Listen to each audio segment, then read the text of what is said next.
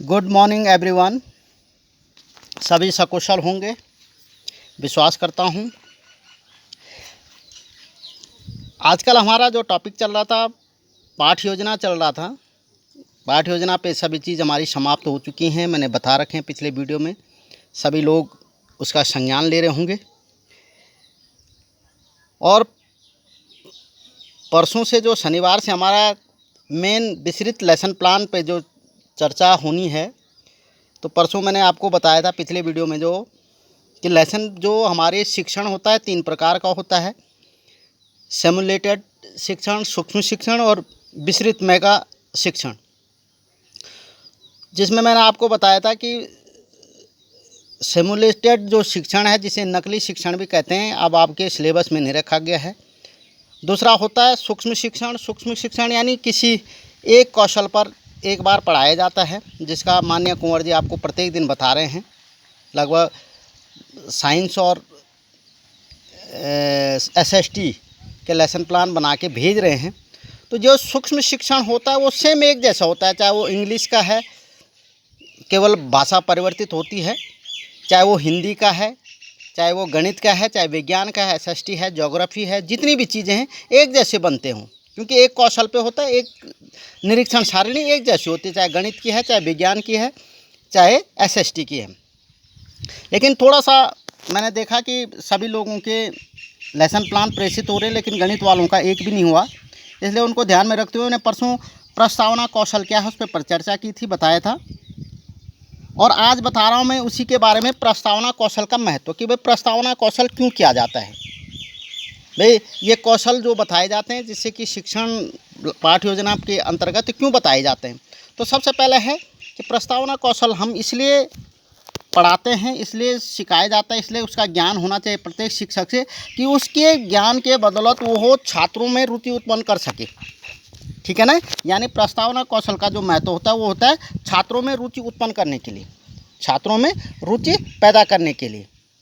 कि भाई जब बच्चा घर से आता है विद्यालय शिक्षा में, वो इतना रुचिपूर्ण ढंग से नहीं आता, तो आप अपने पाठ प्रस्तुतिकरण से पहले प्रस्तावना इसलिए की जाती है कि उसमें रुचि उत्पन्न हो जाए, यानी वो अपने आपके शिक्षण में रुचि लेने लग जाए।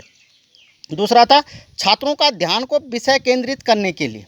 दूसरा जो महत्व होता है कि छात्रों के ध्यान को, क्योंकि छात्र का मन हमेशा जो है भटकता रहता है, उसको अपने विषय केंद्रित करने के लिए, यानी जिस पाठ को आप पढ़ा रहे हैं उसमें केंद्रित करने के लिए। तीसरा होता है छात्रों के अनियंत्रित मन को नियंत्रित करने के लिए। तीसरा जो महत्व होता है वो होता है कि छात्र का जो मन होता है भटकता रहता है, उसको नियंत्रित करते हुए जितना आप पढ़ा रहे हैं उसको वो समझ सके और उस उद्देश्यों की पूर्ति आप कर सके जिसके लिए आप पाठ प्रस्तुत कर रहे हैं। तीसरा था छात्रों के पूर्व ज्ञान को नवीन ज्ञान के साथ जोड़ने के लिए। तीसरा जो महत्व होता है पूर्व ज्ञान को, जो छात्र का पूर्व ज्ञान है उसको नवीन ज्ञान के साथ जोड़ने के लिए, कि वो नवीन ज्ञान के साथ उसको जोड़ सके, नवीन ज्ञान के साथ उसको ग्रहण कर सके, उसके साथ उसका समायोजित कर सके। ठीक है ना। ये था इसके महत्व। फिर प्रस्तावना इसलिए की जाती है कि छात्र अभिप्रेरित हो सके, यानी शिक्षण के प्रति प्रेरित हो सके। ये थे प्रस्तावना कौशल के महत्व। भाई प्रस्तावना कौशल की कुछ, प्रस्तावना कौशल कैसे किया जाना चाहिए, सावधानियाँ से लेकर कैसी होनी चाहिए, तो हमेशा प्रस्तावना कौशल जो है उसकी भाषा हमेशा सरल होनी चाहिए, सरल और स्पष्ट होनी चाहिए। यानी प्रस्तावना के जो प्रश्न है वो इस हिसाब से प्रस्तुत होने की उसकी भाषा इतनी सरल और स्पष्ट होनी चाहिए कि छात्र उसे तुरंत समझ सके। ठीक है ना। जब प्रस्तावना के प्रश्नों का जो आकार हो वो संक्षिप्त होना चाहिए, छोटे होने चाहिए, ज़्यादा बड़े नहीं होने चाहिए जिससे बच्चा समझ ही ना पा सके। ठीक है ना। तीसरा क्या होना चाहिए कि हमेशा प्रस्तावना जो है पूर्व ज्ञान से नवीन ज्ञान की ओर अग्रसर होने चाहिए। यानी प्रश्न इस प्रकार से होने चाहिए जो पूर्व ज्ञान से विकास रूप में आगे बढ़ रहे हों, यानी पूर्व ज्ञान से नवीन ज्ञान की ओर धीरे धीरे ले आए। ये नहीं कि हाँ प्रत्येक 5 के 5 प्रश्न हमने पूर्व ज्ञान चाहिए, यानी पूर्व ज्ञान का जो पहला प्रश्न हो वो उससे बाद दूसरा जो प्रश्न वो विकासात्मक उत्पन्न हो जाए, यानी उससे थोड़ा नवीन ज्ञान दे, जरा और जानकारी प्रदान करने वाला हो। ठीक है ना। अगला है प्रस्तावना में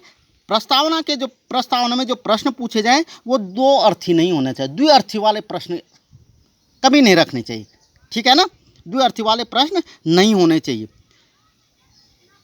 अगला जो था भाई सावधानी जो होनी चाहिए, कैसी होनी चाहिए कि प्रस्तावना प्रश्न जो है नुकीले होने चाहिए, रुचिकर होने चाहिए। यानी प्रस्तावना प्रश्न जब पूछे तो छात्रों में रुचि उत्पन्न होने वाली होनी चाहिए, ये नहीं कि उनमें बोरियत हो जाए।